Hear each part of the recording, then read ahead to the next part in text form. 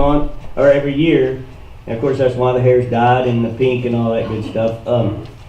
I try to just at least bring awareness as best we can, and so every year I try to do a series on women of the Bible, strong women of the Bible, and just kind of implement that into how we need to pray for strength for the women and everything, and the families that have to face this. But today I'm going to start the series. I'm going to start with 1 Samuel 17:33. I have Judges up there, but I'm going to start with Samuel. And we all know the story. It's a story of David. And before, it's going to be 1 Samuel 17:33 through 37. That's where I'm going to start with this morning, and then we'll get to the meat of it. Y'all don't mind, I'm going to turn this up a little bit. I'm sweating. Oh man, it's 68. 17:33.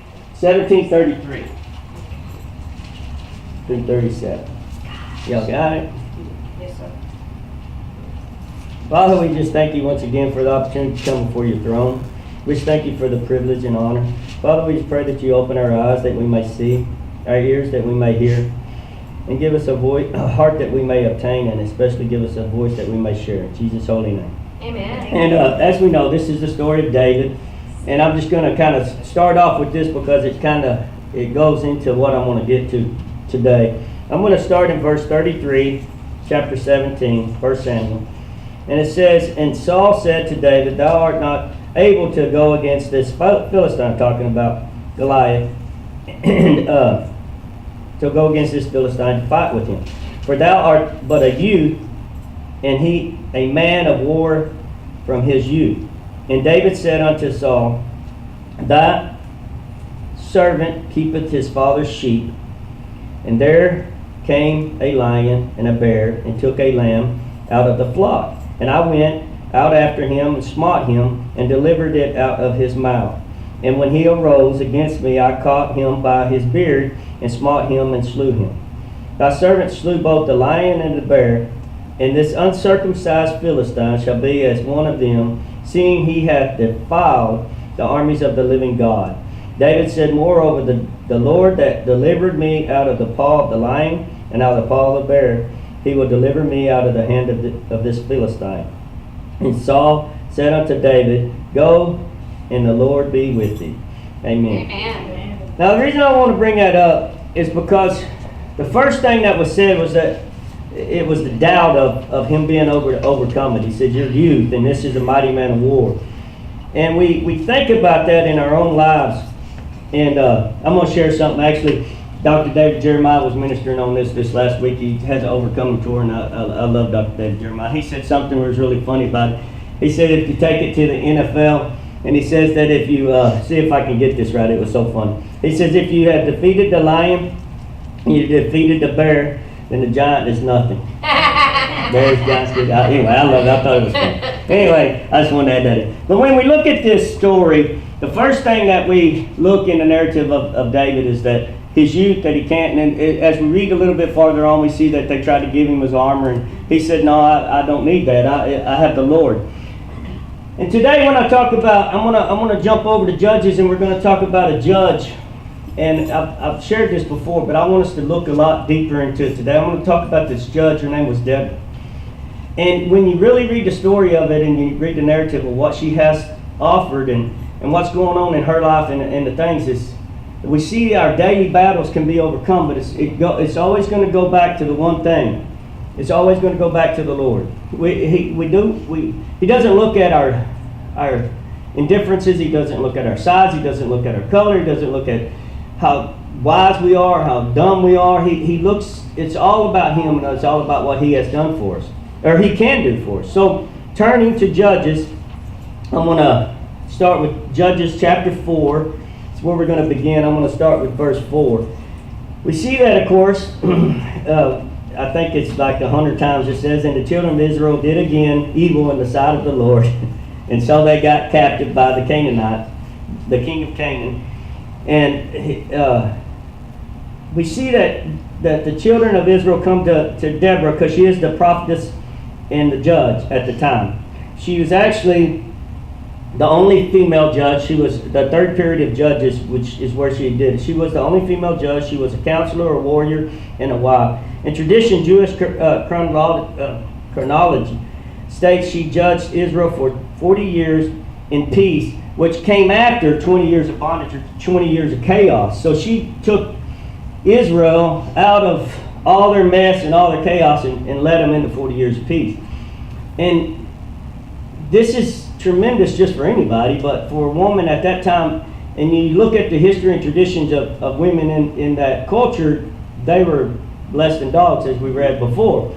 So as a woman of this stature, and to do this is just amazing, especially at that time, even in this time. So that's why I wanted to bring her up as our first series. So anyway, verse 4, it says, "And Deborah, a prophetess, the wife of Lapithoth, she judged Israel at the time. And she dwelt under a palm tree of Deborah, between Ramah and Bethel in the mount of Ephraim. And the children of Israel came up to her for judgment." So they would come to her and get, hey, what are you going to do? And she sent and called Baraka, the son of Ebanam of the Kiddush. I don't know why I read all this. I can't pronounce it. Anyway, and it said out unto him, "Hath not the Lord God of Israel commanded, saying, Go and draw toward Mount Tabor, and take with thee 10,000 men of the children of Nephilim and the children of Zebulun, and I will draw unto thee to the river Kishon, Sisera." So she's going to draw them to this river. I guess she said Sisera is the captain or the host of the arm of the Canaanites army, the Canaan's army. So she's saying that she's going to draw them to this place to go and get all these men, and she's going to draw him there for battle. And this, I love this part right here. And she says, "And I will draw to the river Kishon, Sisera, the captain of Jebin's army, with his chariots and his multitude, and I will deliver him into thy hand." And Baraka said unto her, "If thou wilt go with me, then I will go. But if thou wilt not go with me, then I will not go." So that's kind of humorous in itself. He's like, "Hey, buddy, I ain't going without you. You coming." And it's kind of funny because she's a woman, for one thing. But he's like, "Hey, this is your deal. So you're telling me to go. This is, God's telling you if this is okay, then you come with me." And it's so funny because we think about that in our own lives. Have you ever told somebody, it's like, "Well, God can do this," and God, and then they're like, "Well, if God can do it, let me see it. Why don't you do that?" And we go through this in our lives as our faith extends. We have to take that step of saying, "Yeah, I'll go with you." You ever like, "Hey, you need to go talk to them in the homeless, or you need to go to jail." So, "Well, yeah, I'll go if you go. Come on, you come with me." It's kind of that draw of your calling. We have to realize that sometimes we're called, but we're also called with someone as a help. So Baraka, he's saying, "Okay, I'm going to go, but you're coming with me." And I love this part right here. This is so cool. In verse 9, and she said, "I will surely go with thee. Notwithstanding the journey that thou takest shall not be for thy honor, for the Lord shall sell Sisera into the hand of a woman." And Deborah arose and went with Baraka to Kiddush. Now I love that because she's saying, "Okay, if you're scared to go by yourself, I'll go with you, but it ain't going to be your honor. It's going to be an honor of a woman." And when we read the story of it, as we see, they go and they get everything prepared and all this stuff.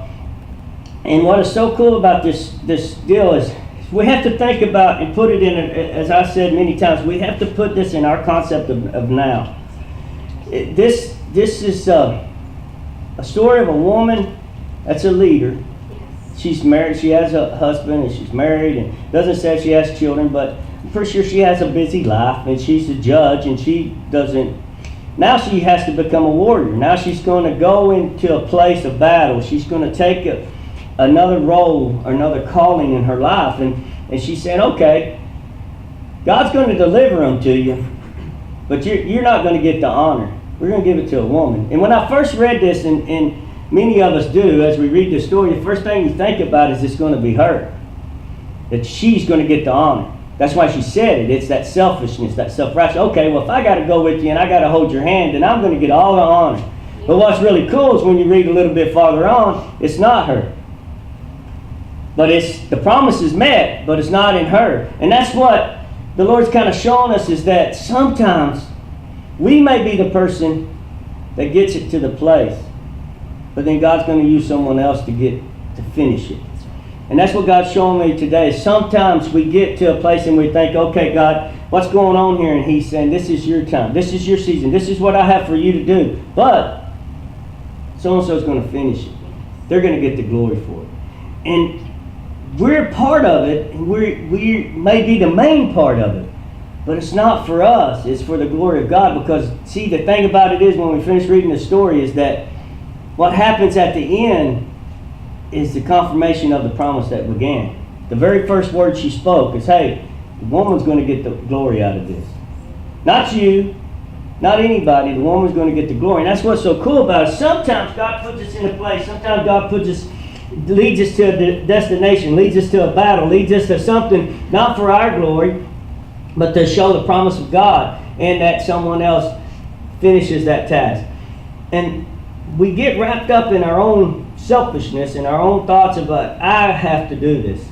Just so I'm kind of getting ahead of myself. But what I want us to see this morning is that as this strong-willed woman and this blessed person, when it comes to the end of it, it's not all about her, as you would think when you read the story. And that's what, to me, makes her so exceptional, makes her unique, is that, yes, she's a prophetess, and God showed her something, and she told him, hey, this is going to be the promise. You're going to take them, but this is what's going to happen at the end. So as we jump to 13, I'm going to jump to 13 real quick. And it says, in Sisera gathered together all of his chariots, even 900 chariots of iron, and all the people that were with him, from Harosheth of the Gentiles unto the river of Kishon. And Deborah said unto Barakah, up, for this is the day in which the Lord hath delivered Sisera into thy hand. Is not the Lord gone out before thee?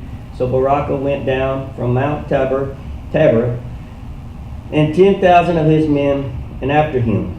And the Lord discomforted Sisera and all his chariots and all his hosts with the edge of the sword before Barakah, so that Sisera lighted down off his chariot, jumped off, and fled away on his feet. Now, I like this right here, and I want to kind of touch base on this right here. So, Deborah's telling Barakah, get up, go, it's time. Don't waste, don't haste, go down there right now. Because God had a plan. See, God made him confused. He discomforted him. In the Living Word, it's so cool, it's because it says that it means to feel uneasy or discomfort or unsettling, flustered in a sense. The Living Bible says that the Lord made the enemy into panic, caused them to be panic, or they become uncomfortable. Basically, they freaked out. They're down there, and they have more chariots. They have all this stuff, and they're looking up on this mountain, and here comes Barakah, and they get all freaked out. God just puts all these thoughts in their head, and they just freak out and pause, and they can't. The chariots, they don't ride off, they don't even fight back. Some say, and it's an easy deal. But Sisera, he takes off running. He's like, the heck with this dude. I ain't staying here. He jumps off his deal. He takes off running, takes off through the mountains. So they, as we read farther, they take them and they destroy all of them. But what it really made me think about is let's look at it on the reverse side. What does the devil do to us sometimes? We're standing there, we're in our chariot, we're all bold, and we got our little Bible thumb walking down the street, and all of a sudden something happens, and we get confused, we get dismayed, we start worrying about, what are people going to think about me? Or did I make the right decision? Did I really do that right?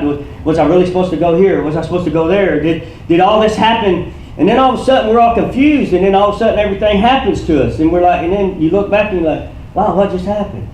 And that's what they did. But it was the Lord that caused it.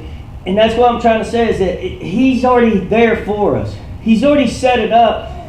Don't let us become that. Don't let us become that army that gets confused and gets dazed and all these things that we get mixed up in our heads, doubting what God has done. And the one thing that I really like, she says, get up. That's all she says, up. Go, right now. Don't even think about it. And that's what God's telling us. Get up, go. Don't even think about it. Don't even think about who said something, no, this, or even ourselves. We get all wrapped up in everything. We become that. We become discontented. We confused. We become all these things. And then we let the enemy just pounce us. And then some of us just jump and run. We don't even give it a chance. We just take off. We're like, oh no, God, I'm not going to do this. And we just take off running. And when God's saying, no, wait. And then we just run. And we run and we run. So when I was reading this again and I was going over this and I was trying to get everything tied together, I've looked at both sides of it. I thought, okay, this is what God did. This is what He promised. But then the enemy was like this, and they got dismayed, and they got scared, and they took off, and they did all these things, and they were devoured. And we look at ourselves in that concept. We see it sometimes. I have that where I get up and I know God's already prepared it and it's going to be okay, and I'm just going to go down there. And then the other way, I'm on the other side of it. I'm the guy that's confused and dismayed, and I take off running. But when we run, then that's when it comes. And as we're going to read a little bit farther, that's what happened. He ran and he's scared, and sometimes we do the same thing. And what is amazing about this is that the main thing is that it was all ran by a woman at that time. And all the army and everybody, and she knew what God had said. She said, get up. Just like when He says, okay, I'll go if you go. Okay, let's go. When they got there and it was all ready, and she said, hey, God has prepared it. The Lord has prepared this for you right now. Get up and go. She knew. And what is so awesome is that He knew because she told him. The Lord said this, so go. So he got up and he went. And like I said, as we read a little farther on, you see that they took him over and they got all confused, and as we said. But when we get to, I want us to remember what was said in verse 9. Remember it said that she said, I will surely go with thee, notwithstanding the journey that thou takest shall not be for thy honor, for the Lord shall sell Sisera into the hand of a woman. So we see in verse 17, 22, it says, how about Sisera fled and ran away on his feet to the tent of Jael, I can't pronounce it, Jael, the wife of Heber, the Canaanite, for there was peace between Jabin and the king of Hazor, in the house of Heber in Canaan.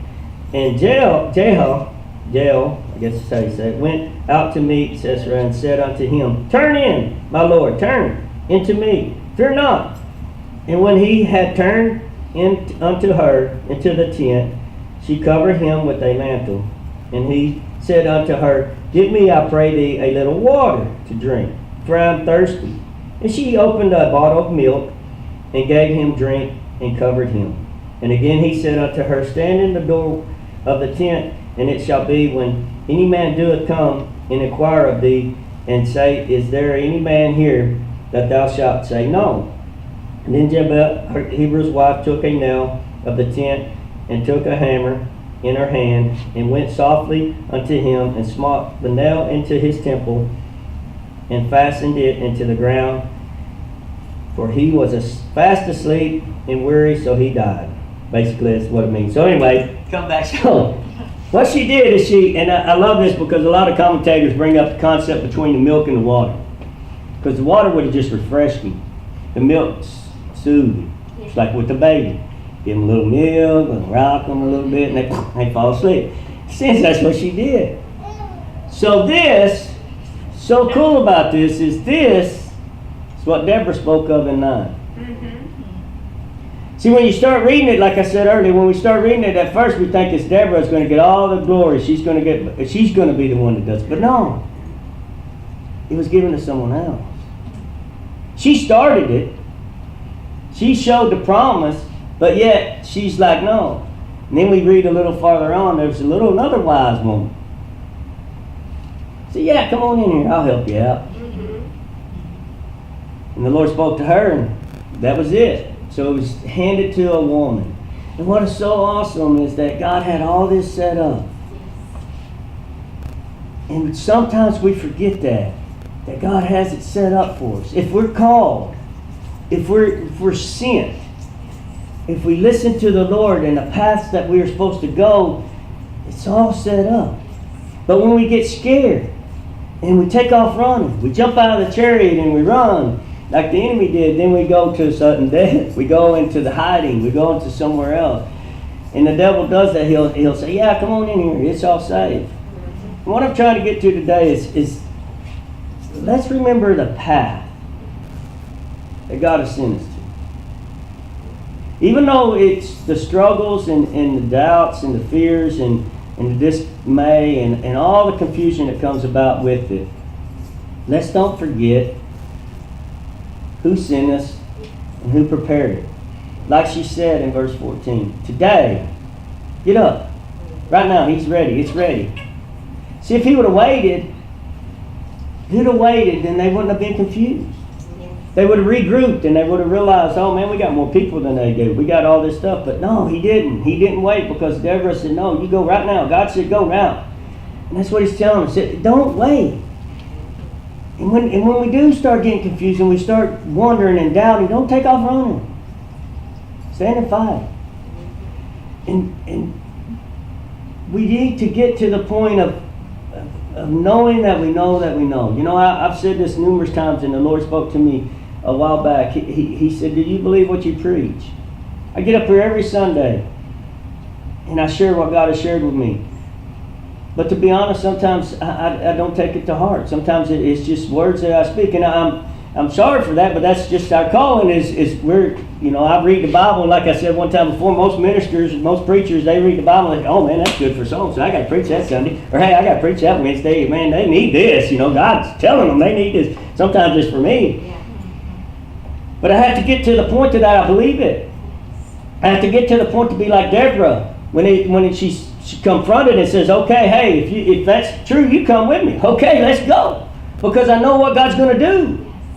But when we don't believe it, we don't see it, then we'll say no, we'll question it, we'll start wondering, we'll start doubting, we'll start getting confused, dismayed, uncertain, and we sometimes, like I said, we jump out of the chair and take off running.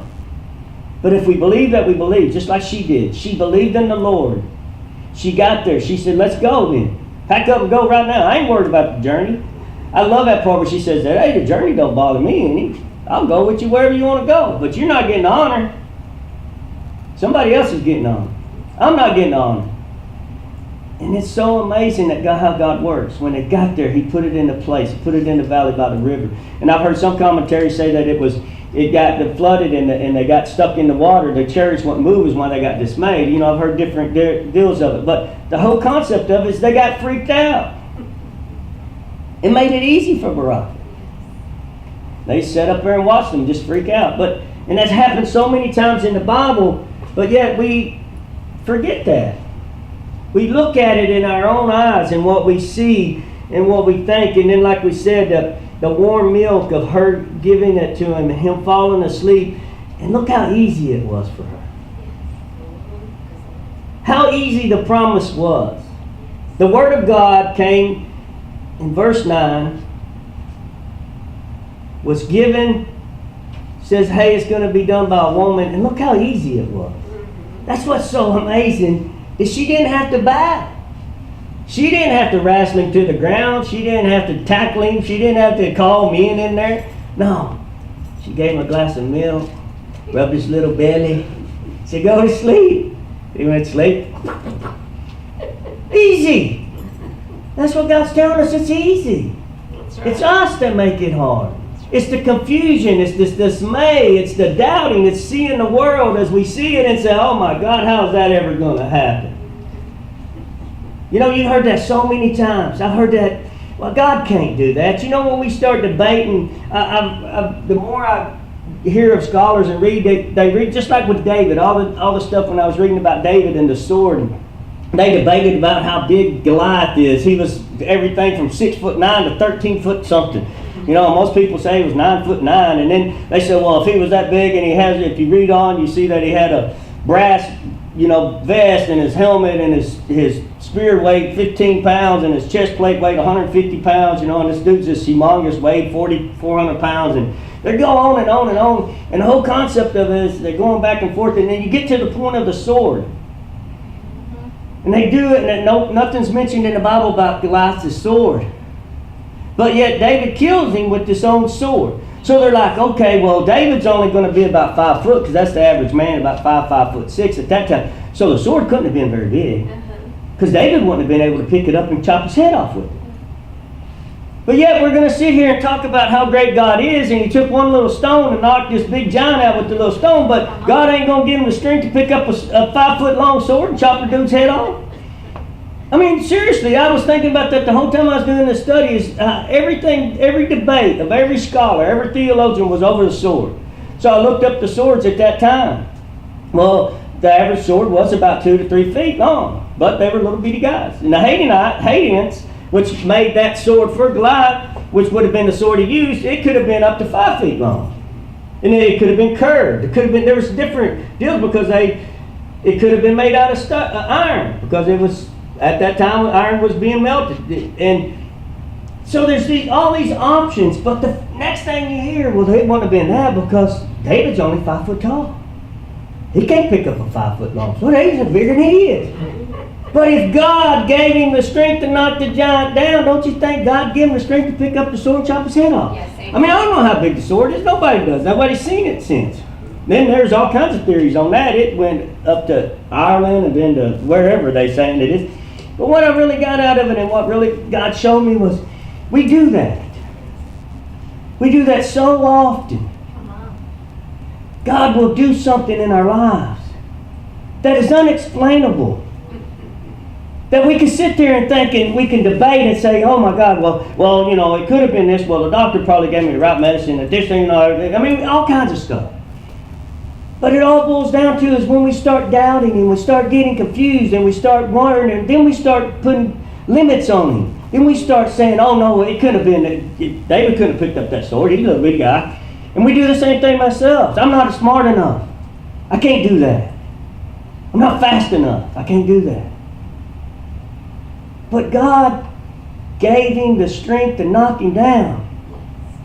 Pretty sure he gave him the strength. I don't know. It could have been a 1 foot sword. I don't know. That's all it had to be to chop his head off. His neck ain't that big. I mean, I don't know.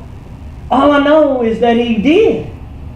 And what is so cool in both of them, both of the deals, he says, this day, the Lord. And we get wrapped up in everything else but what God is sending us to do. And that's what God's trying to show me today and trying to show y'all. And I'm going to finish up real quick. And after all this was done, there was a song made of it's the Song of Deborah. And I'm not going to read the whole deal because it's 31 verses. But in chapter 5 is the song, actually. I'm going to read a couple verses because I like some of it. And it says, in verse 3, it says, Hear, O ye kings, give ear, O ye princesses. I will sing unto the Lord.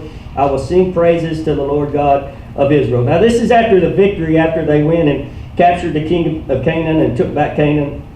And it says in the Lord, in verse 4, and it said, Lord, when thou wentest out of Syria, when thou marchest out of the field of Edom, the earth trembled and the heavens dropped. And then we look at verse 12 and it says, Awake, awake, Deborah, awake, awake, utter a song, arise, Barak, and lead the captive, thou son of Lebanon. Then he made him raiment and have dominion over the nobles among the people. The Lord made me have dominion over the mighty. And then we read a little bit farther on, it says in verse 12 or 21 and 22, it says, The river of Kishon swept them away, that ancient river, the river of Kishon. O my soul, thou hast trodden down its strength. Then were the horse hoofs broken by the means of the parnishes and the parnishes of their mighty ones. In other words, they froze, like he said in the deal. Anyway, they're singing a song, and it says, Blessed above women shall Jezebel, the wife of Hebron, the Canaanite be. Blessed shall she be above all women in the tent. And then we see in the very last verse, in verse 31, it says, So let all thine enemies perish, O Lord, but let them that love him be as the sun, when he goeth forth in his might, and the land hath rest 40 years. Amen. So he says, O Lord, but let them love him be as the sun. Now we read that before, haven't we? Jesus said that to us. Matthew 20 or 5:15-16 says, Ye are the light of the world. A city that set on a hill cannot be hid. Let your light so shine before men that they may see good works and glorify your Father which is in heaven. That's what this all comes down to. Is we get to a place, God sends us there and He sets the path before us. It's our duties, it's our opportunities to shine and show them what God can do. And like I said, we can debate, we can go over all this stuff about, well, the world, there's no way that could have been. Just, it goes everything back from Genesis to the flood to David's, the size of the sword. And we read later on that one of the priests, when David's in hiding, he goes to the temple, and one of the priests still has the sword of Goliath. So David takes it and he wins another battle with it. But the concept of it is it isn't how big it was. It isn't that it was made of brass or it was made of steel, iron, or whatever you want to call it. That's not it. The concept is that God set the path. She said, today, right now, get up. The Lord hath set it up. He has prepared it. And that's what God's telling us, is don't fret. Don't be scared. Don't jump out of the chariot and run, because He has set it up.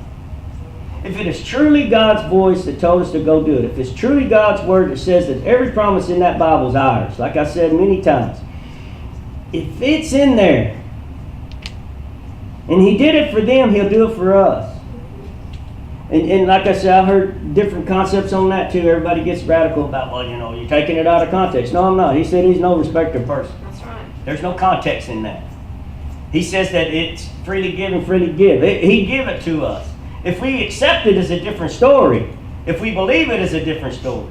But if He's called us to go to the mountain, and then He says, it's time, get up. The Lord has prepared it, then we need to get up and go. And that's what He's telling us this morning, is don't fret. Don't be scared. Don't get freaked out. And so, like I said, the Song of Deborah is probably the oldest section of the Bible. It was early 12th century. You know what's pretty cool about Deborah too is she's a patron saint of the Catholic Church. She's a patron saint. I read a couple different. One of them says that she's the saint of the beekeepers and the bees because her name means bee. I don't know. But the other one said that she's actually is for the defeat and depression. She's a saint to pray to for defeat and depression, which the children of Israel were at that time when they came to her. So, and her feast is November the 1st. But what I got is that this woman, like I said, I want to go back to the verse where he said that if you go, I'll go. Yes. And she said, well, let's go. See, to me, that signifies her whole nature. That shows who she was and how strong she was and how much she believed in God, because she said, let's go. I don't care about the journey. It has no meaning to me. But when we get there and God kills them, it's going to be a woman that's getting the glory. And it did. So everything she did and everything she said, she leaned on the comfort of the Lord. She got her strength from God. And like I said earlier, in both of them, we see that it says today, this day, the Lord will deliver. Just like David said to Goliath when he started with Goliath. And he said in this, it says, Then said David, the Philistine, I'm reading verse 44, I'm jumping back to 1 Samuel.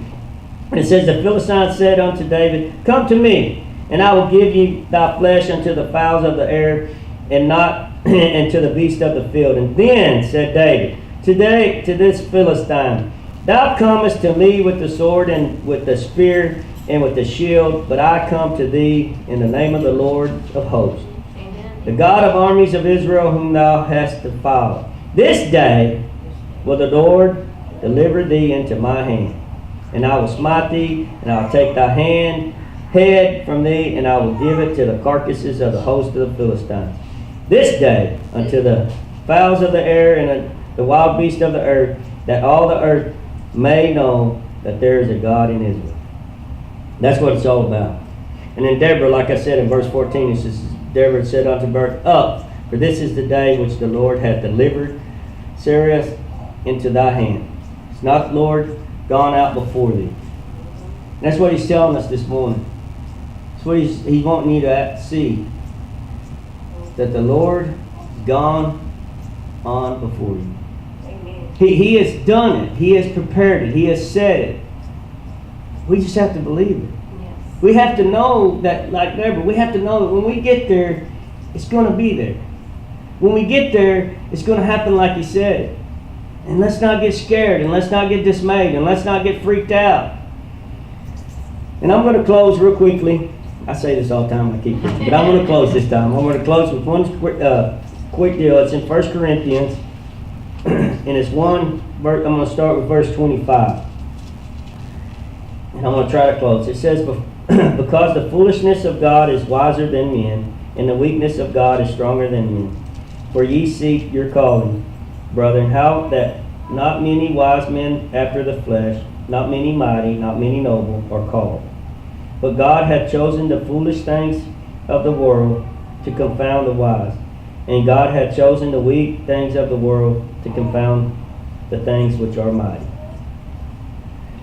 Now, the reason I wanted to bring this one into it is because he says our calling. Deborah was called for something. She was called to be a judge. She was called to be a counselor. She was called to get back Israel. She was called to rule. She had a calling. And even though it was foolish, and it looked foolish in the sight of many, and if you read a little bit more of that, you see that some of the armies refused her. They wouldn't go. They wouldn't leave their ships. They wouldn't leave their stuff. They didn't leave because, probably more likely, they figured, well, she's crazy. I ain't going with her. But one did. One went. And one was ready. And that's what God's saying. He, just like I said earlier, He prepared it already.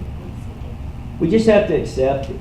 Yes. We have to realize that He's already done it for us. He's already set the people up. He's already talked to them. He's already made them scared. He already moved them out of the way. He did whatever. And as I said, we look at it in an earthly sense. We look at it in a thing, and we see that it's too much for us, God. It ain't going to work. There's too many of them. There's no way that's going to be moved out of the way. But then He says, no. The foolish things of this world, this is nothing to me. And confound means to cause surprise or confusion in someone, which is the world. That's what it tries to do to us, and especially by acting against the expectations. It's mixed up, or it's to put to shame. It's to make it silly looking. So God's saying, no matter what the world tells us that it can't be, it's silly. Because it's nothing. Because He has done so much. And I heard a minister the other day saying, it really reminded me, it just hit me in the heart. He says, if we ever get to the point we doubt, if we ever get to the point to where we don't know which way to go, always think back. Well, God did it for me the other day. I saw it. Just like I love it when Paul told them about Jesus being resurrected. He says, hey dude, if you don't believe me, there's 500 people out there that saw him. Go ask one of them. And that's what God tells us. Hey, if you don't believe it today, that's okay. Look back what I did for you yesterday. Yes. Look back what I did for you 21 years ago. Yes. Or if you're only 15, look back what I did last month. But God did it for us. He delivered us. He delivered us out of places. You hear stories of Him delivering, and we've heard stories of, like the one Jeff Foxworthy talks about the Bible, where he found the Bible years later. And we hear stories of just all kind of amazing things. But then we get to the point, we get to the mountain, and we're like, oh God, I can't, that's too much. And He's telling us, no, I said it's already ready. But don't hesitate, because you got to go now. Yes. Get up and go now. And that's what he's telling us. Don't argue with yourself about how hard it's going to be or how hard it is, because it's nothing to him. Yes. And that's what he told them. And that's why he said, and what is so cool is that he shows us throughout the Bible, he honors his promise. Yes. Just like he did with Deborah. He delivered it to a woman. I mean, just think about that.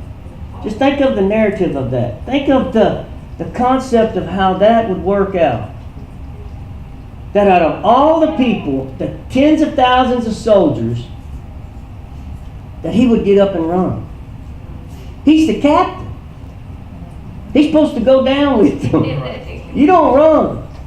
You know, that means he was in the military for a long time. And he fought many battles, but for that one day, he got confused, and God put it in his mind, hey, I ain't dying in this, I ain't dying in this river, I'm leaving. And he takes off, and then he meets this beautiful woman, and he's like, hey, she's going to help me out. And he goes in, but think about it, what are the odds of it? Really, really think about it. What is the odds of it that he ran that direction and not back? Why didn't he run back across and go back to his people? Because he was confused. God put it in his head, and he put it in his mind, and he ran, and who was there? She was there. And he thinks, oh man, it's a woman, I'll be all right. But that woman thing is what God promised. That's right. And she's like, oh yeah, come on in here, I'll hide you. She gives him a little blanket, and gives him a little glass of milk. That's what I'm trying to say, and that's what God's trying to tell us this morning. He's trying to tell me, he's trying to tell you, hey, don't look at it. Don't look at all that it can't be. Just like I said with the sword, we can sit there and argue all day long how big the sword was. The end result is that he chopped his head off. We can sit there and argue about all day long with what was going on with the battle, but the end day, a woman spiked his head and he's dead. And that was the word of God. And at the end of the day, no matter what we do, what we say, if we obey God and we go the path and we get up when he says get up, it will be done. If you were given a word, if you were given a promise, or if God spoke to you and said, hey, this is where I want you to be, this is where you're going to go, then that's it. Yes. No matter what dismay or what confound, whatever it is, comes. And like I said, I could keep going, but I just want us to understand is that God has already set it up for us. Yes, amen.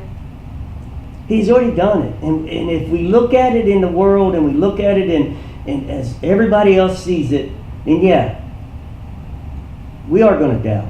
Yeah, we're going to get scared. We're going to get confused. We're going to jump out of the chariot, take off running. But if we don't, and we look at what Deborah said and says, hey, today, right now, this minute, God has set it up. Get up and go. And that's what he's telling us. I've set it up for you. Whatever it is. Whatever it is for you in your lives, and whatever it is for me in my life, he set it up. If we walk in his way, and we hear his voice, and we read his word, and we say, okay, God, I'm confused. I don't understand it. Get in the word. Get in prayer. Just like the song says. Pray. And that's all we got to do. Just he'll tell you. He'll talk to you. He'll thump you in the head. But don't get dismayed. Don't get uncomfortable. Don't get scared because you don't understand. And we do that so often. We get scared or we get confused or the devil sends things at us and we're like, oh, no, that must not be right. But he did. He already set it up for us. So I'm just want to share with you this morning. Don't let that be a problem. And like I said, when things come at us, and it's going to come at us. Yes. I mean, it's just that's life. We live in a world of chaos. I mean, we really do. If we sit back and look at the world, I mean, heck, just driving Dallas on toll road. I mean, it's so funny about that is I'm going to try to close, but what's so funny about that is the toll road's so messed up that people know that they're going to have wrecks, so the wrecker service is set up along the toll road so somebody's going to have wrecks, so I'll be the closest one, I get the job. So that's the way the world is. But when we know that God sent us, then we need to just realize that he's already prepared the way. He's already set the path, just like I said earlier, and I don't want to repeat myself, but it really stuck in my heart was that David and the sword. You know, we can sit there theologically scholars and all these people, scientists, and they're going, well, swords were made this big. And we can sit there and debate it all day long. All day we can argue back and forth. Well, was it bronze? And why didn't God even put it in the Bible how big it was? You know, he put how big everything else was. You know, I heard that commentary. But the end result was the head got chopped off. That's right. The end result was the man died by a woman. And the end result is if we listen to God, it's going to be your promise. Amen. Whether it's a job, it's a ministry, it's a church, it's a music, it's whatever it is, the end result, if you listen to God and let God lead us, the end result is going to be that promise. Amen. Amen. Just like David said, hey, today, dude, God's going to deliver me to you to me. I don't give a crap how big you are. Whether you're 6'9" or you're 13'9", you're dying today. And that's what God's telling us. No matter how big it is, how scary it is, just be like Deborah and say, hey, let's go. That's right. I know what God's going to do when I get there. I ain't scared. Amen. That's what he's telling us. Just know what he's going to do when you get there. Yes. Then you don't have to be as scared. That's what he's telling me this morning. That's what I'm trying to share with y'all. And that's all I got. Like I said, I could just keep going, but God willing, help me stop. But anyway, if you have any prayer, just come on up, and I hope you enjoyed it.